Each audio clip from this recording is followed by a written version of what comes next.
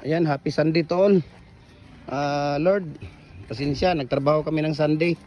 Pinaka-maganda namin, no? Talagang kailangan talaga namin magtrabaho ng Sunday, Lord. But deep inside, talagang alam mo na, hindi mo na namin sabihin. Dahil talagang alam mo naman na sa iyo talaga kami. So ito po ay 4x4x8 feet ang ating pins concrete post molder na dual, pwedeng dragon fruit post, pwedeng pins concrete post. At lifetime use na po ito dahil adjustable po siya. Detachable po yung gamit natin. Ito kagandahan ng detachable, pwede mo mababaklas, pwede mong isa-isahin, pwede kang gumawang mag-isa lang, pwede din dalawahan, no? Pwedeng agad-agad hugutin yung tawag dito, yung apat, pwede ding isa-isa. Kaya yun ang kagandahan ng detachable. Pwede kang gumawa na kahit ikaw lang mag-isa kasi mababaklas mo siya, matatanggal, ibig sabihin. So 4x4x8 feet yung molder natin, adjustable siya. Okay? So we can ship nationwide, no, sa mga molder natin. Luzon, Visayas, Mindanao, kahit ang sulok mo kayo ng mundo, kayang abutin ng ating cargo. Okay? So ang bintahan natin dito sa pins concrete post, yung 6 feet natin 200, yung 7 feet natin 230, ang 8 feet natin 280. Ayan. So ang molder natin, i-message nyo ako, share ko sa inyo ang price list sa shipping details. Sa lahat ng ratio natin, ng mga RCPC pipe culvert natin, hollow blocks, brakes, decorative, baluster, pins concrete post, dragon fruit post, lahat po ng ratio, mixing tips sa paggawa, makikita nyo sa ating Facebook page. Kaya i-follow ninyo yung Facebook page natin at saka YouTube channel. Okay? Jim Hardware, ang Kukulamber Concrete Products, Balulang Brands. Jim Hardware, ang Kukulamber Concrete Products, Kanituan Brands. Triple A and F Kukulamber, ang ating personal Facebook account. Felix Tan Pagikan Jr., ang ating Instagram. Felix_Pagikan 2000. At saka yung ating YouTube, Jim Hardware at Kukulamber, ang Concrete Products. At saka yung ating TikTok account, no? Felix Tan Pagikan Jr. or at Jim Hardware Cagayan de Oro. Lahat po ng ating ratio, tips, mixing natin, doon yung makikita. Okay? Lahat ng mga molders design natin, doon nyo din makikita.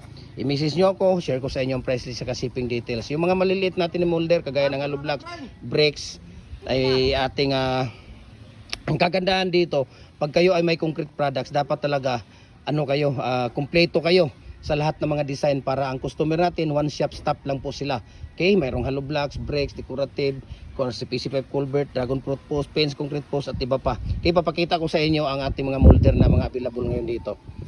So ito yung ating tawag dito, yung ating mga molder natin na mga maliliit natin na mga molder. Okay, so ito meron tayong 4x8x16 standard yan, 3.5 by 8 by 16 commercial, 3.5 by 7 by 16 double din yan, commercial yan. Okay, yung pang division natin.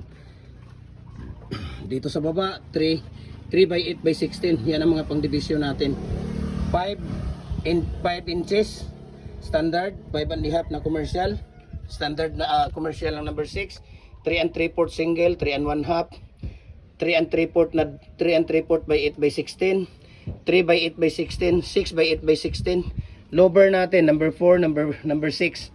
Okay, so dito marami tayo dito. Ayan, mga decorative molder natin, makikita ninyo. Ito mga maliliit natin na mga molder, pwede natin ipapadala sa G&T Home or G&T Express, no? Mabilis lang. Pagka sa Luzon, nasa mga 3 to 4 days. Visayas, mga 2 to 3 days. 1 to 2 days dito sa Mindanao. So dapat talaga kumpleto tayo sa mga design, no? Pag kayo ay mayroong concrete products. Kagaya ko, no? Kagaya ko dito. Kumpleto talaga ako. Wala akong lahat ng mga concrete products talaga. Kumpleto ako. Sa lahat po ng mga molder natin, wala po akong tubo dito mga idol, okay? Para po sa inyo ito, tulong ko po sa inyo sa mga mahal kong followers. Okay? Tulong ko po sa inyo 'yan. Kaya wala po ako tubo diyan sa inyo. Sa halip naka-discount pa kayo diyan dahil pag ako ang kukuha sa mga original na gumagawa dito sa Cagayan de Oro, talagang dito lang talaga kayo dahil ang dami kong molder na nasayang nung ako'y nag-start nag-business. Okay? Kasi ayaw ko maniwala na itong mga molder na to, sa mga original na mga molder, talagang napaka-importante, especially dito sa mga hollow blocks, brakes, decorative natin. Makapagpatong ka kahit na 10 patong, 12 na patong. Pero pag mga molder na bili-bili mo lang dyan sa tabi-tabi, talagang mahihirapan ka, puro basag. Patong ka lang ng 3, 4, wala na. Di na niya kaya. Ngayon papakita ko sa inyo dito yung dragon fruit post natin at saka pins concrete post. No? Dito tayo, nandito mayroong available dito. At ngayon papakita ko sa inyo dito ang pagkakaiba ng detachable at saka fix. So ito naman, itong dito na banda, ito ay mga fix natin. Okay, mayroon tayong 2 holes na fix dyan. Mayroon din tayong 3 holes na fix. Ibig sabihin, ang butas niya, 2 butas ito. Available po yan. Ito din, 3 butas, 3 holes sa ibaba, 4 holes, 4 na butas. Ito ay fix. Okay? Yan po ang fix. Dito naman sa kabila, ito ang detachable natin. Ito ang kagandahan ng detachable. Mababaklas sa isa-isa. Pwede mong tanggalin isa-isa. No? Pwede mong ilagay sa maliit na espasyo. Lalo na pag sa farm, yung tawag dito, pwede nga isa-isahin, dalhin. Kasi pag ito, mabigat talaga. No? Kailangan 2 tao dito. Kung malayo ang lalakarin papuntang farm, talagang kailangan 3, no? 4 ang dito. Yan lang po, no? Message nyo ako, share ko sa inyong price list sa shipping details. Mabuhay and God bless po sa ating lahat.